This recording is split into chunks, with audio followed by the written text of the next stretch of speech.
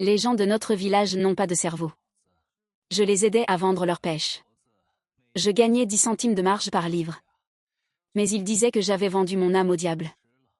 Que je grattais même de l'argent sur mes propres proches. Alors, le jour du partage des bénéfices, les villageois tenaient des liasses de billets. Ils souriaient jusqu'aux oreilles. Moi, j'ai seulement reçu une enveloppe rouge de 0,88 yuan.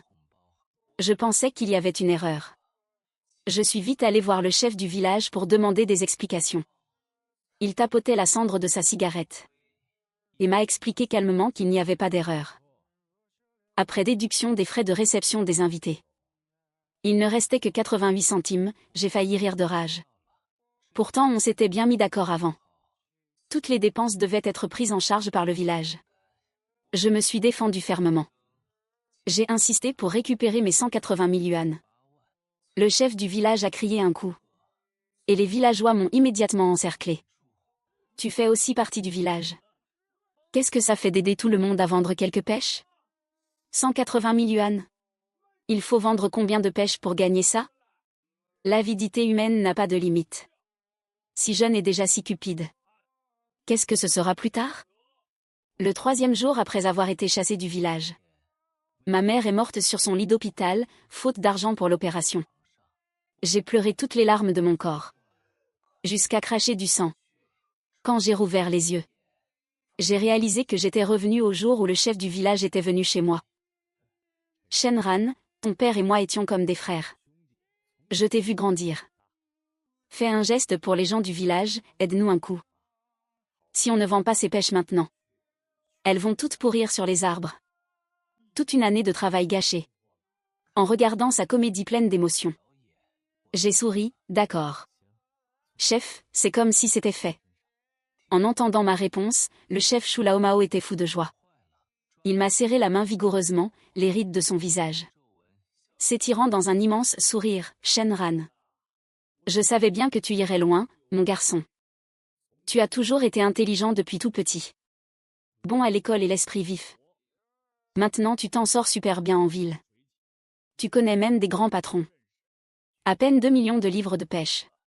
Ce n'est rien du tout pour toi. Il postillonnait partout. Parlant sans s'arrêter. Tu te souviens quand tu es tombé dans la rivière étant petit? C'est ton oncle Mao qui a sauté pour te repêcher. L'eau était tellement froide. Mais je n'ai pas hésité une seconde.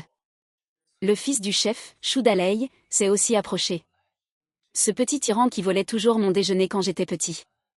Et qui mettait des grenouilles dans mon sac à dos. Ce vrai petit démon. Affichait maintenant un grand sourire. Montrant ses dents jaunies par le tabac. C'est clair, c'est clair. Shenran est la fierté de notre village maintenant. Je t'admire depuis le primaire. Vraiment. Je regardais ce père et ce fils se renvoyer la balle. Comme s'ils jouaient une mauvaise pièce de théâtre, c'est bon. Chef, Dalei. Ne vous réjouissez pas trop vite. J'ai calmement interrompu leur flatterie. Je peux trouver un moyen de vendre les pêches. Mais j'ai une condition. Le sourire de Shulaomao s'est un peu figé. Une lueur de méfiance a traversé son regard. Mais elle a vite été masquée par un sourire encore plus chaleureux. Quelles conditions? Dis-moi. Tant qu'on peut vendre les pêches. On peut s'arranger pour n'importe quelle condition. Avant de charger les pêches dans les camions. Il faut d'abord verser les 130 000 yuan de commission sur mon compte. Shu Dalei s'est direct emporté. Les yeux ronds de colère. Shenran, tu veux dire quoi par là? Tu ne nous fais pas confiance? Demandez l'argent avant le chargement. Ça ne marche pas comme ça. Je l'ai ignoré. Je regardais juste Shulaomao. Les muscles du visage de Shulaomao ont tressailli. Une lueur de calcul a rapidement traversé son regard. Il a jeté un regard noir à son fils. Le forçant du regard à ravaler ses reproches. Puis il s'est tourné vers moi. Reprenant son air de vieux sage bienveillant. Dalei, ferme-la. Shenran est l'un des nôtres. Il ne nous arnaquerait jamais. Il s'est tapé la poitrine vigoureusement. Pas de problème, Shenran. On fait comme tu as dit. Les paroles s'envolent, les écrits restent. J'ai sorti du papier et un stylo. On doit signer un accord. Un éclair d'agacement a traversé les yeux de Shulaomao. Puis il a dit en agitant la main d'un air détaché. Pourquoi signer un accord? Tu sais bien que je sais à peine lire. Et puis, ça fait tellement impersonnel. Moi, Shu Laomao, en tant que chef du village. Ma parole est d'or, je ne vais pas te voler. Entre voisins, c'est une question de confiance. Je regardais son visage plein de sincérité apparente. C'était comme revoir ma vie antérieure. Quand il tapotait sa cendre de cigarette. Et me disait calmement qu'il ne restait que 88 centimes. Mon cœur était froid comme la glace. Mais un sourire s'est lentement dessiné sur mon visage, d'accord. J'ai hoché la tête. Chef, je vous fais confiance. C'est rare que vous veniez en ville. Installez-vous un moment. Je vais sortir acheter de quoi cuisiner. On déjeunera ensemble ce midi. Ce n'est pas de refus. Shu Laomao a fait mine de refuser par politesse. Mais son sourire s'est élargi, je n'ai rien dit de plus. Pris le panier à provisions et suis sorti. À peine en bas de l'immeuble, je me suis arrêté. J'ai sorti mon téléphone. Et ouvert l'application connectée à la caméra de mon salon. L'image et le son sont apparus très nettement. Shu Dalei se plaignait à voix basse. Tu es fou? 130 000 yuan. Lui donner l'argent avant même de voir les pêches? Et s'il partait avec l'argent? Sur l'écran. L'expression honnête et bienveillante de Shu Laomao avait disparu en un instant sans laisser de traces. Il était affalé sur le canapé, les jambes croisées. Tu n'y connais rien. Il a ricané. D'un ton plein de suffisance. Je lui ai dit oui. Juste pour l'amadouer et qu'il vende vite les pêches. Les pêches mûrissent de jour en jour. Si elles pourrissent encore dans les champs, on va crever de faim cette année. Il s'est arrêté. A bu une gorgée de sa vieille tasse de thé sur la table. Plissant les yeux comme un vieux renard rusé. Tant que les camions arrivent, les pêches seront vendues à coup sûr. L'argent sera versé sur notre compte. Et à ce moment-là, lui donner l'argent ou pas. Ah, et quand lui donner? Ou combien, c'est nous qui déciderons. Shu Dalei est resté bête un instant. Puis il a compris d'un coup. Affichant exactement le même sourire sournois que son père. Génial, papa. Tu penses vraiment à tout. On lui promet ça verbalement. Et quand on n'honorera pas notre promesse, qu'est-ce qu'il pourra faire? Ça fait des années que le père de Shenran est mort. Il ne lui reste que sa mère malade clouée sur un lit d'hôpital, PFFF. Une fois dans notre village. Qu'est-ce qu'un homme seul peut bien faire contre nous? Shu Laomao a ricané par le nez. S'il est sage et accepte la situation. Vu qu'il a vendu les pêches. On lui donnera peut-être des miettes pour lui fermer la bouche. Mais s'il ne comprend pas la leçon. Il n'a pas fini sa phrase. Mais la cruauté dans son regard disait tout. Shu Dalei se frottait les mains. Tout excité, c'est clair. À ce moment-là, tout le village dépendra de nous pour vivre. Après avoir profité de nos largesses. Qui prendra sa défense? Il aura beau crier, tout le monde s'en foutra. Un accord? Des conneries. Sans papier officiel ni empreinte digitale. Ça ne vaut rien du tout. Même s'il va au tribunal. On n'a pas peur. Le père et le fils se sont regardés en souriant. Un sourire plein de l'arrogance de ceux qui sont sûrs de gagner. Et du plaisir de contrôler le destin des autres. Je me tenais dehors contre le mur. Le soleil brillait sur moi. Mais je ne ressentais aucune chaleur. J'ai éteint la surveillance. Et me suis dirigé vers le marché. La pièce de théâtre venait à peine de commencer. Mais cette fois, c'est moi le metteur en scène. Après avoir accompagné le chef du village et son fils. Je me suis activé comme dans ma vie antérieure. Dès le lendemain, j'ai emmené des clients au village pour voir les pêches. Shu Laomao attendait déjà à l'entrée du village depuis un moment. En nous voyant descendre de voiture, il est tout de suite venu vers nous, Shenran. Te voilà enfin. C'est lui le grand patron de la ville? Bienvenue, bienvenue. Il a serré chaleureusement la hand du client, Monsieur Li. Très fort. Comme s'il avait peur qu'il s'échappe. Cette année, la récolte de pêche est excellente dans toute la région. Beaucoup de villages n'arrivent pas à les vendre. Shu Dalei suivait derrière, l'air totalement servile. Monsieur le patron a fait un long voyage. Ça a dû être fatigant. Ce midi, venez manger un morceau dans mon auberge. Des plats locaux authentiques. Poulet et canards de la ferme. Légumes frais du jardin. Impossible de trouver ça en ville. J'ai souri légèrement. Et je l'ai interrompu, ne te donne pas cette peine, Daley, j'ai déjà réservé le restaurant. Le sourire sur le visage de Chou Daley s'est figé instantanément. Il m'a regardé. Une lueur de surprise a traversé ses yeux. Suivi d'un agacement à peine perceptible. Shenran, là tu nous traites comme des étrangers. Notre auberge ne vaut peut-être pas les grands restaurants de la ville. Mais les ingrédients sont frais. Le goût est absolument authentique. Monsieur le patron, faites-nous cet honneur. Monsieur Lee a agité la main poliment, merci pour l'invitation. Mais le petit chêne a déjà tout organisé. Je me laisse guider par mon hôte. Les lèvres de Chou Daley ont bougé. Il voulait insister. Mais Chou Lao Mao a toussé à côté. Il a donc dû ravaler ses paroles. Et s'est reculé d'un air dépité. Ah, si Shenran a déjà tout organisé. Alors on fait comme Shenran a dit. Allons d'abord voir les pêches. Les pêches, c'est le plus important. Il nous a guidés vers le verger. En passant devant l'auberge de Chou Daley. Du coin de l'œil, j'ai vu que les tables et les chaises étaient vieilles. Et les fourneaux encrassés de graisse. Dans ma vie antérieure. C'est ici que j'avais invité les clients pour 2 repas. Au grand maximum, il y en avait pour 1 millier de yuan de nourriture locale. Mais ils en avaient fait des frais de réception exorbitants de 130 000 yuan. Chou Daley tenait son verre à l'époque. Le visage rouge d'alcool, il me tapait sur l'épaule. Répétant sans arrêt qu'on était de la même famille.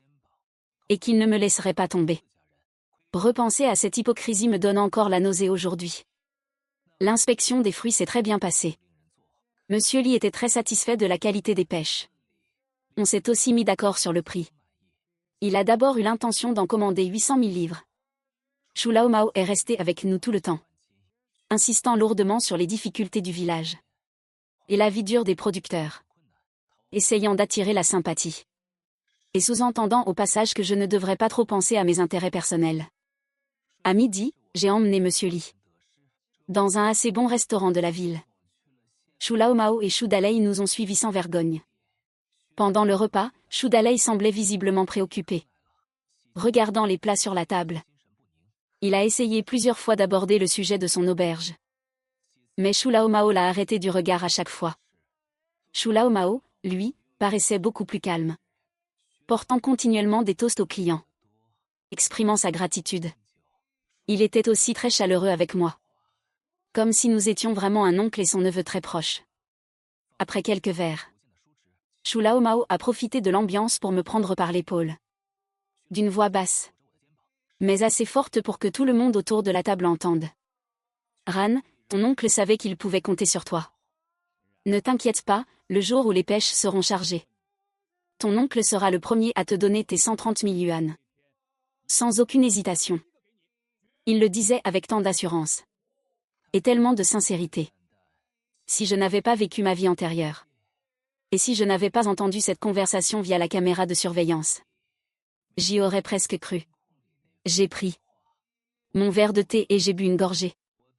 Masquant le sourire méprisant au coin de mes lèvres, chef. Vous exagérez, c'est tout à fait normal. Je n'ai pas rebondi sur ces paroles concernant ma commission. Une lueur d'incertitude a traversé le regard de Chou Lao Mao. Apparemment un peu surpris par ma réaction si calme. Mais il a vite recommencé à sourire et à proposer des verres. Chou Daley, lui, n'avait pas autant de patience. Profitant du fait que Monsieur Lee soit allé aux toilettes. Il s'est approché de moi et a chuchoté. Avec une forte odeur d'alcool, Shenran. Pas mal. Tu connais un si grand patron. Mais je te le dis. Au bout du compte, on ne peut compter que sur les nôtres. Ces paroles cachaient clairement un sous-entendu. Je l'ai regardé et lui ai demandé calmement, ah bon? Qu'est-ce que tu entends par là? Ma question a cloué le bec à Chou Daley. Ses yeux ont fuyé un instant. Puis il a essayé de s'en sortir avec une boutade. Rien, rien. C'était juste pour te rappeler. Allez, on boit, on boit. Après le repas. Je n'ai pas prêté attention aux invitations insistantes de Chou Lao Mao pour rester. Et je suis parti directement avec Monsieur Lee. Chou Lao Mao se tenait devant le restaurant. Le sourire figé sur son visage s'est effondré dès que la portière s'est refermée. Son regard est devenu sombre et menaçant.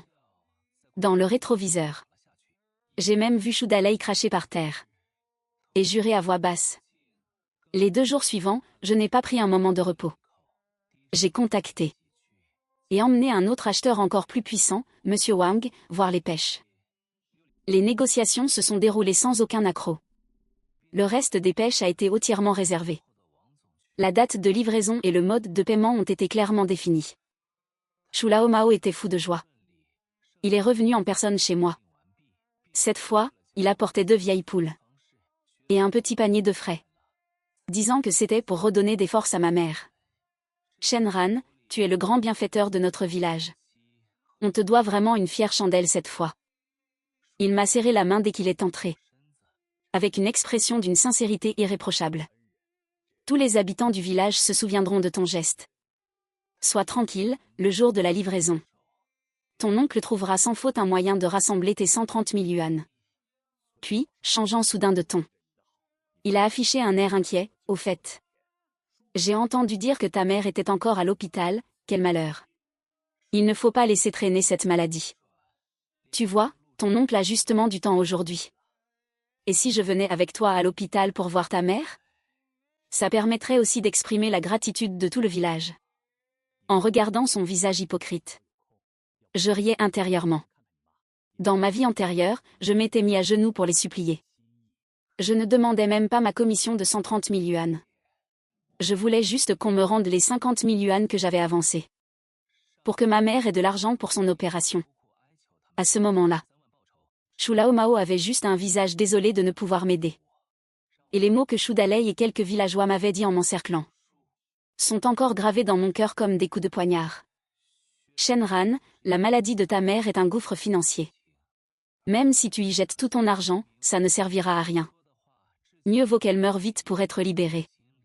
Ne traîne pas ça. Pour que tout le monde soit malheureux avec toi. Qui sait si tes 50 000 yuan sont réels?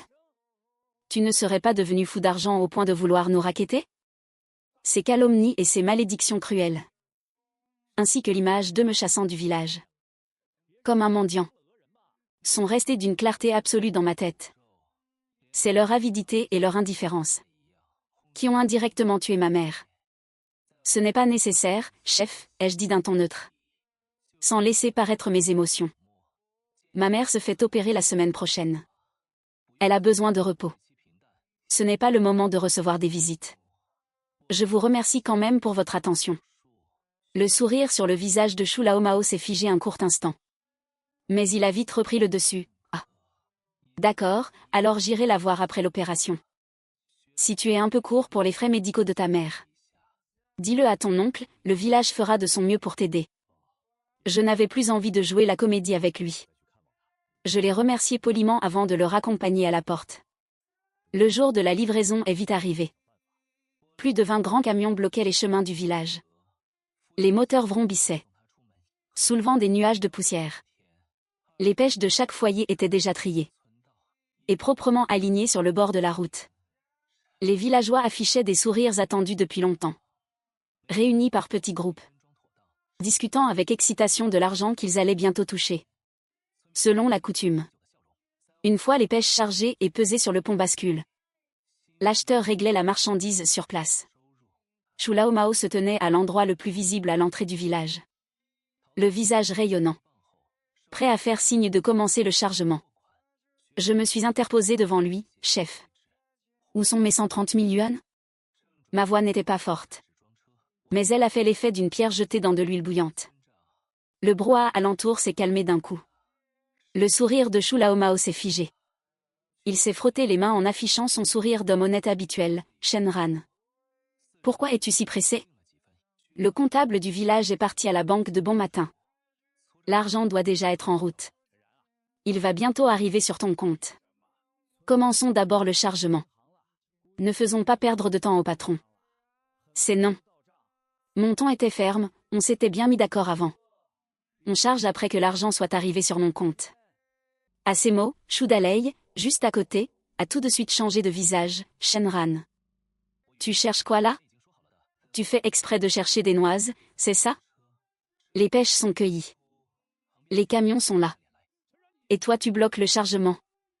Tu pourras rembourser les pertes si ça tourne mal?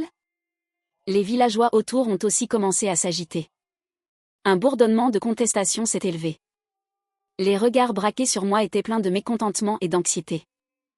Shenran, tu ne peux pas faire ça. Vendons d'abord les pêches et on verra après. C'est ça, l'argent ne va pas s'envoler. Je suis resté de marbre face à leurs regards. Tant que les 130 000 yuan ne sont pas sur mon compte. Pas question de charger. Les chauffeurs étaient bien contents de ne rien faire.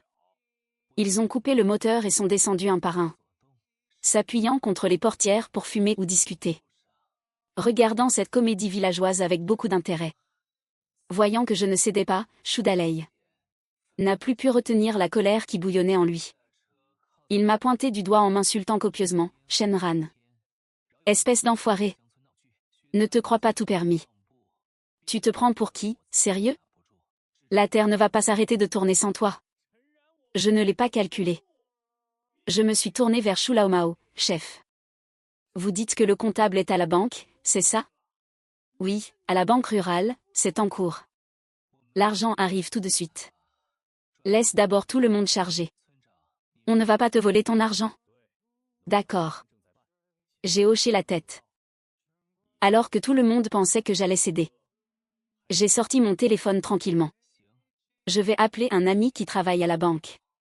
Pour lui demander combien de temps prend un virement interbancaire de 130 000 yuan. À cette heure-ci. Le visage de Shu Laomao a changé de couleur. Shudalei s'est carrément jeté sur moi pour essayer de m'arracher le téléphone. Pourquoi tu appelles? Tu fais exprès de chercher les embrouilles. Je me suis décalé pour l'esquiver. Le doigt au-dessus de la touche d'appel. Regardant froidement le père et le fils. Vous avez peur que je passe cet appel? C'est parce que la banque est fermée? Ou parce que vous n'avez jamais envoyé le comptable? Il y a eu un silence de mort instantané. Shudalei était hors de lui, et beaucoup de villageois me regardaient. Puis regardaient le visage livide du chef et de son fils. Le doute s'installant dans leurs yeux, tu racontes des conneries. Shu Laomao a pris une grande inspiration. Voyant qu'il ne pouvait plus tricher. Il a décidé de jouer carte sur table. Affichant un sourire féroce, Shenran. Tu refuses de faire ça à l'amiable, tant pis pour toi. Je vais te dire la vérité. Il n'y a pas d'argent, et les pêches seront chargées aujourd'hui, point barre. Tu te prends pour qui? Tu crois qu'on a besoin de toi? On n'est pas bloqué sans toi. Les camions des patrons sont tous là. Ils ne vont pas regarder les pêches pourrir et repartir les mains vides. Shudalei postillonnait de rage, espèce de chêne. Tu n'es qu'un ingrat impossible à satisfaire. Tu es de notre village et tu demandes de l'argent pour un simple coup de main? Tu as encore une conscience? Ce vieux renard de Shu Laomao a recommencé à monter les villageois contre moi. Regardez tous. Regardez cet ingrat. Pour son propre argent. Il veut priver tout le village de ses revenus. Les villageois se sont emportés immédiatement. Les reproches et les insultes ont fusé de partout. Espèce de cupide, dégage de notre village. Chassez-le. Chassez-le. Face aux accusations de la foule. Je n'ai pas dit un mot. Shu Laomao a cru que j'avais peur. Il a levé le menton d'un air triomphant, PFFF. Maintenant tu as peur? Je te le dis, c'est trop tard. Aujourd'hui, cet argent, je décide de ne pas te le donner. Qu'est-ce que tu vas faire? Ah, qu'outre tu sois là ou pas, c'est pareil maintenant. Je n'ai même pas besoin de parler. Que les patrons vont me supplier en pleurant de leur vendre les pêches. J'ai souri légèrement. Et j'ai calmement allumé le haut-parleur de mon téléphone. Monsieur Li, Monsieur Wang, vous avez tout entendu? Faut-il le supplier de vous vendre ses pêches? Je vous laisse décider. Monsieur Wang a ricané, le chef Chou se prend pour quelqu'un de bien important. Nous ne sommes que des petits commerçants. Nous n'oserions pas. Et on n'en a pas les moyens non plus. La voix de Monsieur Li a suivi immédiatement. Puisque ce village ne respecte pas sa parole et revient sur ses engagements. Alors cette affaire s'arrête là. Des pêches, on en trouve partout. On ira s'approvisionner dans un autre village. À peine avait-il fini de parler. Qu'ils ont raccroché sec. Ne laissant que la tonalité de faim. Le visage de Shu Laomao s'est vidé de son sang en un instant. Ce visage qui transpirait encore la suffisance et la cruauté à un instant plus tôt. Était maintenant blanc comme un linge. Comme s'il avait perdu toutes ses forces. Il a vacillé. Et a failli tomber. Shu Dalei était hébété lui aussi. La bouche grande ouverte, complètement figée. Autour d'eux, les villageois sont d'abord restés dans un silence de mort. Avant d'éclater en un vacarme de terreur et de colère. En voyant l'argent qu'ils touchaient presque du doigt s'envoler. Leurs regards se sont tous braqués d'un coup sur Shu. Les villageois aux alentours sont d'abord plongés dans un silence de mort. Avant d'éclater soudainement en un vacarme de terreur et de colère. Voyant que l'argent qui leur tendait les bras allait s'envoler. Tous leurs regards se sont figés d'un coup sur Shu. Sur Lao Mao et son fils. Monsieur le maire, qu'est-ce qu'on fait maintenant? Les pêches sont déjà cueillies. Si personne ne les achète, on va y perdre tout notre capital. Shu Lao Mao a un sursaut et reprend soudain ses esprits. Il ne se soucie plus du tout de sa fierté. Il se précipite vers moi, presque à quatre pattes. Affichant un sourire plus laid qu'un pleur. Shenran, mon bon neveu, c'est un malentendu. Tout ça n'est qu'un malentendu. Tout à l'heure, ton oncle plaisantait avec toi. C'étaient des paroles en l'air, sous le coup de la colère. Shu Dalei réagit lui aussi. Et commence à supplier aux côtés de son père. Leur arrogance de tout à l'heure a totalement disparu. Oui, c'est ça, Shenran. On a grandi ensemble depuis qu'on est tout petit. S'il te plaît, parle au patron, supplie-les. Je dis tout de suite à ma mère de rentrer chercher l'argent pour toi. 130 000 en espèces. Pas un centime de moins. Les villageois aux alentours retournent aussi immédiatement leur veste. Et interviennent tous en même temps pour l'aider. Shenran, s'il te plaît, donne un coup de main. La vie est dure pour tout le monde. Le maire sait qu'il a eu tort. Je regarde froidement le père et le fils. Jouer leur comédie comme de pitoyables bouffons. En observant le visage hypocrite de ces villageois changeant. Mon cœur ne ressent pas la moindre émotion. C'est trop tard, dis-je. Je me tourne vers les chauffeurs qui regardent la scène. Et fais un grand signe de la main. Messieurs, en voiture. On va au village des chênes. Cet ordre résonne comme un signal. Les chauffeurs écrasent leurs mégots. Ouvrent les portières et s'apprêtent à démarrer. Vous ne pouvez pas partir. Shu Lao Mao voit ses espoirs s'effondrer. Les yeux rouges de rage. Il se redresse brusquement. Et hurle de toutes ses forces aux villageois, arrêtez-les. Bloquez-moi la route. Si on ne charge pas les pêches aujourd'hui, personne ne quittera notre village des choux. Certains villageois, influencés par ces paroles, et par peur de perdre leur argent, commencent vraiment à bouger, essayant de bloquer le chemin avec leur corps et leurs outils. Shu Dalei montre encore plus son côté féroce. Les veines du front saillantes. Il se jette brusquement sur moi, Shenran.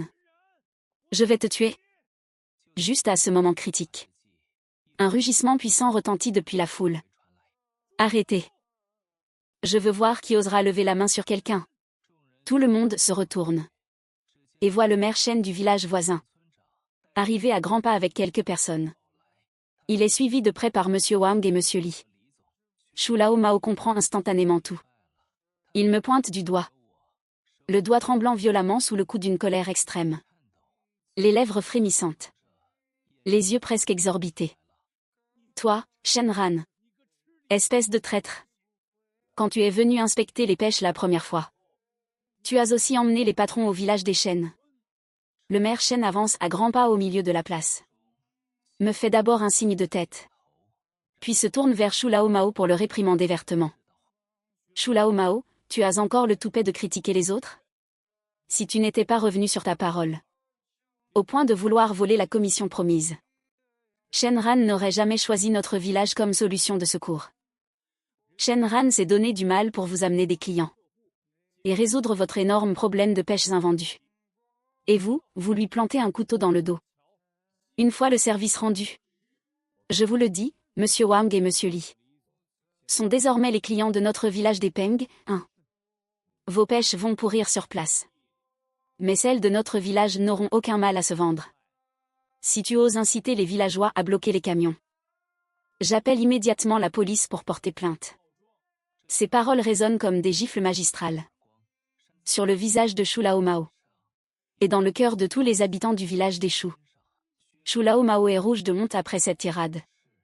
La bouche ouverte, incapable de décrocher un mot. Le maire Shen ne le regarde plus. Se tourne et prend des mains de son assistant une épaisse enveloppe en papier craft. Et me la remet solennellement. Shenran, comme convenu. Voici les 180 000 yuan de commission que tu mérites. Notre village des Shen tient toujours ses promesses. Contrairement à certains. Qui ne font que des choses honteuses. Cette fois, merci beaucoup d'avoir fait l'intermédiaire. Tout le village te remercie. En recevant cet argent liquide bien lourd. Ce poids bien réel entre mes mains. Forme un contraste cruel et ironique. Avec l'enveloppe rouge de 0,88 yuan de ma vie précédente. Je ne jette pas un regard. À Shu Lao Mao et Shu Dalei qui sont livides. Et j'ignore les villageois du village des Shu derrière moi. Je me contente de faire un signe de tête au maire Shen. Ainsi qu'à Monsieur Wang et Monsieur Li. On y va. Shu Lao Mao saute brusquement sur un rocher. Et hurle en agitant les bras, chers villageois. On ne peut plus rester silencieux. Si on ne vend pas les pêches maintenant, elles vont toutes pourrir. Et tout le village n'aura plus qu'à crever de faim. En entendant ces provocations, les villageois serrent à nouveau leur houe, bloquant fermement le chemin du village. L'atmosphère redevient tendue. Je m'avance calmement. Et jette un coup d'œil à la foule agitée. Chers villageois, je veux vous poser une question. Quel prix d'achat Shu Lao Mao vous a-t-il promis? Un murmure parcourt la foule. Quelqu'un dit à voix basse, 2 yuan la livre. Seulement 2 yuan? Je souris. Et sors un contrat de mon sac. Pourtant, le prix proposé par Monsieur Wang et Monsieur Li est de 3 yuan 50. Ces mots font l'effet d'une bombe. Des cris de surprise éclatent dans la foule. 3 yuan 50. Ça fait une différence de 1 yuan 50. Pour 2 millions de livres, ça fait 3 millions. Cet argent n'est pas allé direct dans la poche du maire? Shu Lao Mao devient blême. Et tente de se défendre, Shenran. Ne raconte pas n'importe quoi. Est-ce que je raconte n'importe quoi? Il vous suffit de regarder ce contrat officiel pour le savoir. De plus, Monsieur Li et Monsieur Wang peuvent en témoigner. Sans lui laisser le temps de respirer. Je lance une autre bombe. Par ailleurs, j'ai fait des vérifications. Ces 5 dernières années. Shu Lao Mao a triché chaque année sur la différence de prix. Pour empocher l'argent de vos ventes de pêche. Même si ce n'était pas aussi abusé que cette année. Ça lui a quand même permis de s'en mettre plein les poches. Le visage de Shu Lao Mao passe du rouge au bleu. Des gouttes de sueur coulent de ses tempes. Il se frappe brusquement la cuisse. Et hurle à plein poumon, ne l'écoutez pas. Shenran essaie de nous diviser. Il me garde rancune parce que je ne lui ai pas donné d'argent. Il invente des mensonges pour me nuire. Shu Dalei saute aussi et me pointe du doigt en m'insultant. Putain, tu nous calomnies. Tu as des preuves? Sans me presser. Je sors d'autres documents de mon sac. En 2019, le prix du marché était de 1,8 yuan. Tu as annoncé 1,6 yuan aux villageois. En 2020, le prix du marché était de 2 yuan. Tu as annoncé 1,7 yuan. En 2021, le prix du marché était de 1,9 yuan. Tu as annoncé 1,4 yuan. À chaque phrase que je prononce. La respiration des villageois devient plus lourde. Quelques personnes âgées commencent déjà à essuyer leurs larmes. Se rappelant la tristesse de devoir brader leur pêche à l'époque. Pour pouvoir payer les études de leurs enfants. Quant à cet appartement avec vue sur mer que vous avez acheté en secret à Henan. Je regarde Shu Dalei. Tu veux que je donne le nom de la résidence et le numéro de porte? C'est à la résidence Golden Coast de Sanya Bay, bâtiment 7, appartement 1802. Shu Dalei semble s'étouffer. Et perd instantanément la voix. Un villageois grand et mince sort soudain du lot. C'est l'un des rares bacheliers du village.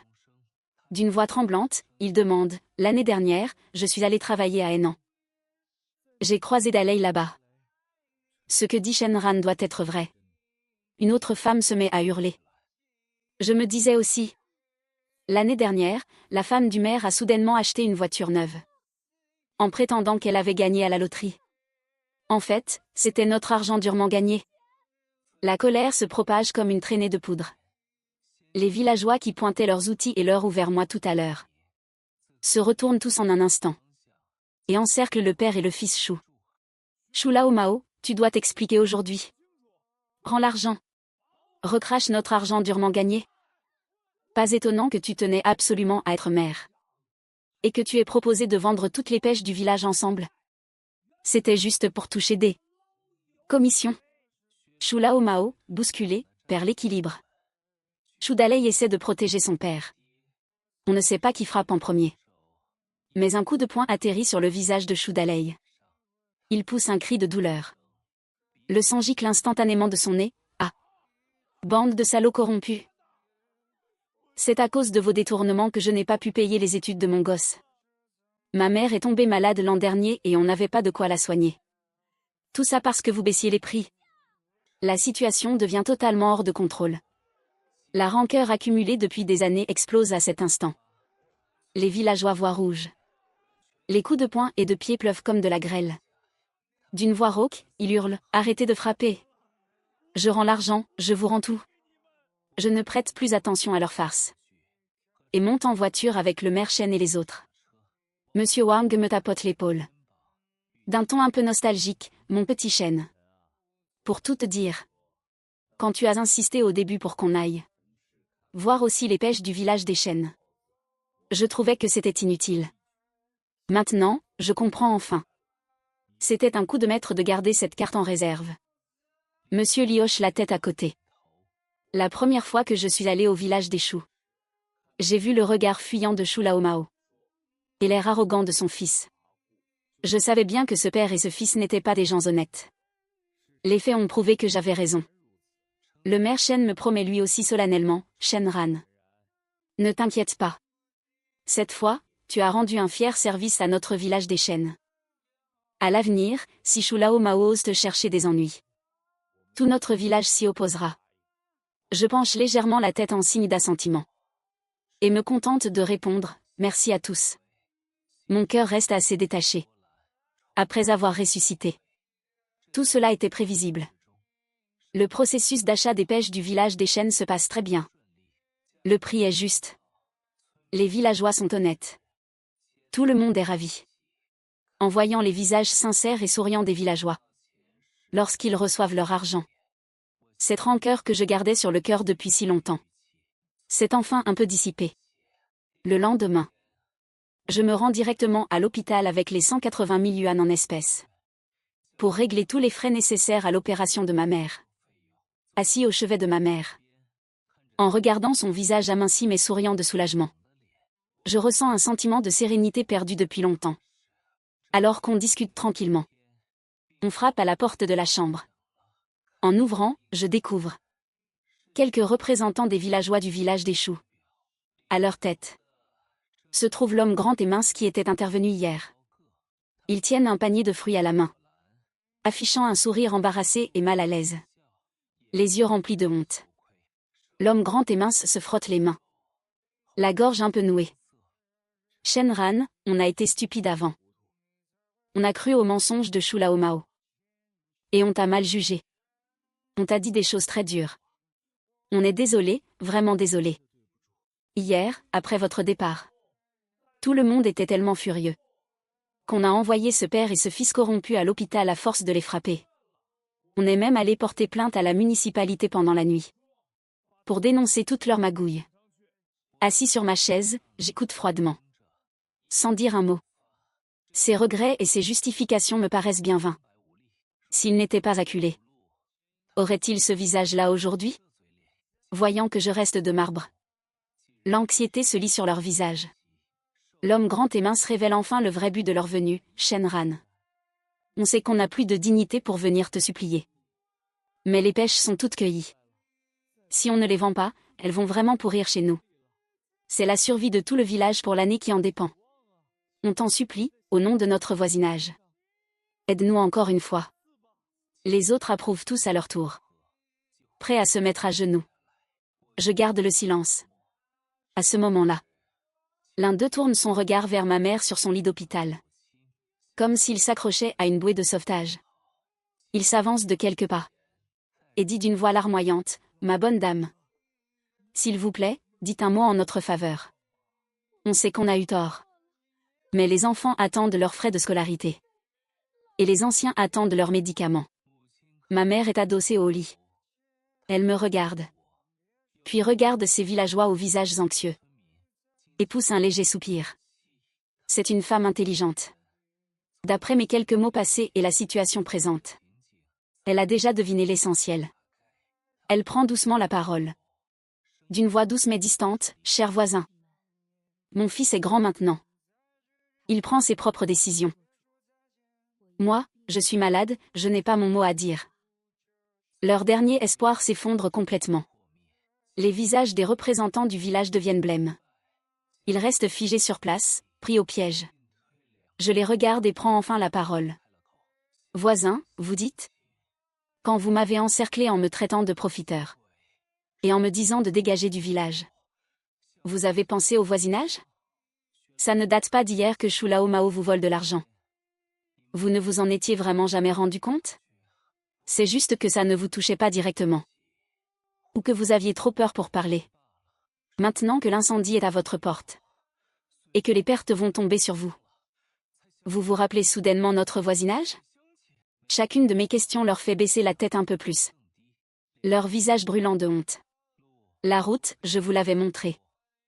C'est vous-même qui l'avez coupée en suivant Chulao Mao. Je fais une pause. Et ajoute d'un ton catégorique. Que les pêches du village des choux pourrissent ou qu'elles soient jetées. Ça n'a plus rien à voir avec moi, Shenran. Ces quelques mots sonnent comme un verdict final. Les laissant sans voix. Et accablés de honte. L'homme grand et mince ouvre la bouche pour dire quelque chose. Mais aucun son ne sort. Il se contente d'emmener les autres avec lui. Et il quitte piteusement la chambre d'hôpital. Le bruit de leurs pas dans le couloir désert semble particulièrement lourd. Ma mère me serre doucement la main. Sans poser de questions. Elle me dit juste à voix basse, tout ça est du passé. Je serre en retour sa main amincie. Et hoche la tête, oui. C'est du passé. L'opération de ma mère est un succès. Après une période d'observation et de repos à l'hôpital. Je viens la chercher pour sa sortie. À peine les jeux installés dans la voiture. Que mon téléphone sonne. C'est le maire Shen qui appelle. Shenran, une bonne nouvelle. Le verdict pour le père et le fils Chou vient de tomber. Cumul des peines. Chulao Mao prend 7 ans. Chou Dalei prend 6 ans. Toutes les sommes qu'ils ont détournées ont été saisies dans la mesure du possible. Le comté a communiqué sur l'affaire. Pour faire un exemple. Leurs investissements en ville. Ainsi que cet appartement vue mer à Sanya. Tout a été saisi avec succès. J'écoute en silence. Mon esprit totalement apaisé. Ce résultat était attendu depuis longtemps. La justice divine finit toujours par triompher. Le maire Shen marque une pause. D'un ton un peu plus complexe. Il poursuit, quant aux pêches du village des choux. Ah. Une fois cueillies, elles ne se gardent pas. À la fin, n'ayant pas le choix. Ils ont dû les brader à quelques centimes la livre.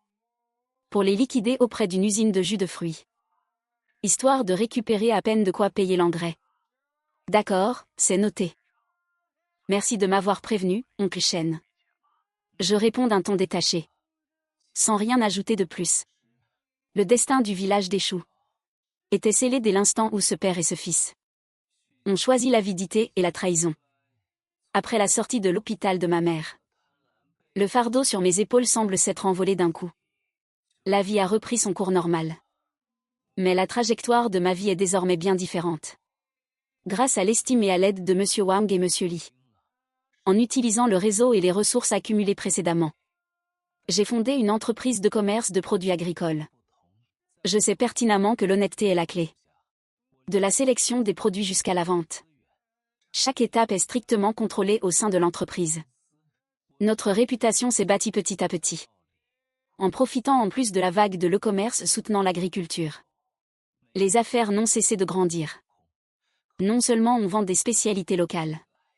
Mais on a aussi étendu l'activité aux produits agricoles de qualité. Dans tout le pays. En quelques années seulement. L'entreprise est passée de quelques personnes au départ. À une équipe de plus d'une centaine d'employés. Devenue assez célèbre dans le milieu. C'est un autre plein été. Le soleil est brûlant. La brise marine est salée.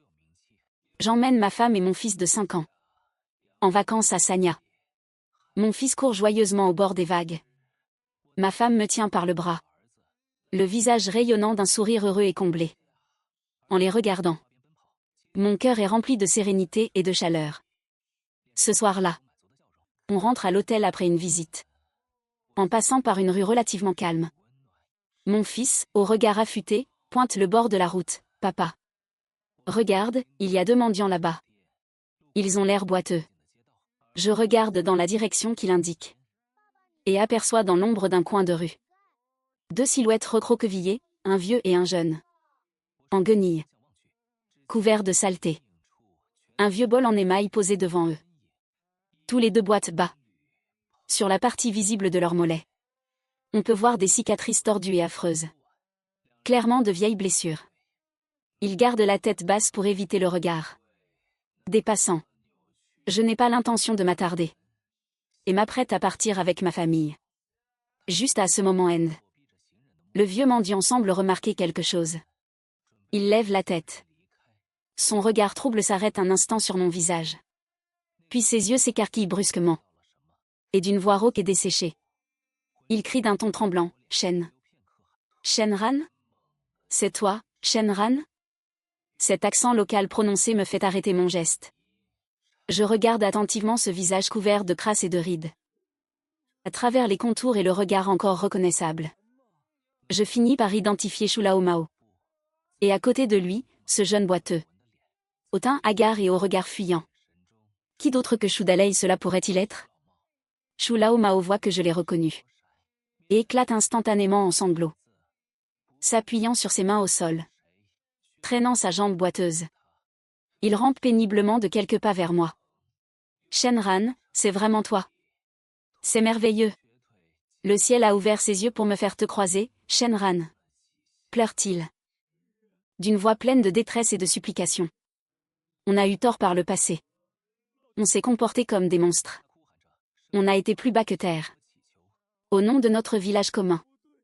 Et puisque ton père et moi étions amis autrefois. Je t'en supplie, fais preuve de bonté. Aide un peu mon Dalei. Il est encore jeune. Sa vie ne peut pas être gâchée ainsi. Je t'en supplie. Shu Dalei lève lui aussi la tête. Le regard complexe. Mêlé de honte, de peur. Et d'une lueur infime d'espoir. Il s'avère qu'à leur sortie de prison, ils ont subi la vengeance des villageois. On leur a non seulement coupé les tendons des jambes. Mais leur maison a même été démolie. N'ayant plus nulle part où aller, ils ont dû quitter leur région natale. Pour venir mendier leur vie à Henan. Les touristes et les passants aux alentours sont attirés par le bruit. Et jettent tous des regards curieux. Ma femme me tire doucement la main. Et me dit tout bas, mon amour. Je regarde ce père et ce fils devant moi. Sans éprouver de pitié. Ni le plaisir d'une vengeance. Seulement une froideur et un calme nés du vécu. Je me dégage doucement de la main de ma femme. Fais un demi-pas en avant. Et regarde de haut Shu Laomao prosterné au sol. D'une voix posée mais dont chaque mot résonne clairement, Shu Laomao. N'est-ce pas exactement ce que vous avez semé? Que vous récoltez aujourd'hui? Quand vous détourniez l'argent durement gagné des villageois. Et que vous me coupiez les vivres à l'époque. Avez-vous pensé un seul instant que vous vous retrouveriez vous aussi acculé un jour? Tu as encore le culot de me demander d'aider Dalei? Je lâche un ricanement méprisant. Mon regard balayant le visage jeune. Mais déjà tellement marqué par la vie de Shu Dalei. Sa vie à lui a été détruite de tes propres mains. Dès l'instant où votre duo a choisi de faire le mal. Pourquoi devrais-je intervenir? Ces paroles laissent Shu Laomao livide. Le corps tremblant comme une feuille. Incapable de prononcer un mot de plus. Shu Dalei, lui, enfouit profondément son visage dans ses genoux. Les épaules secouées de violents sanglots.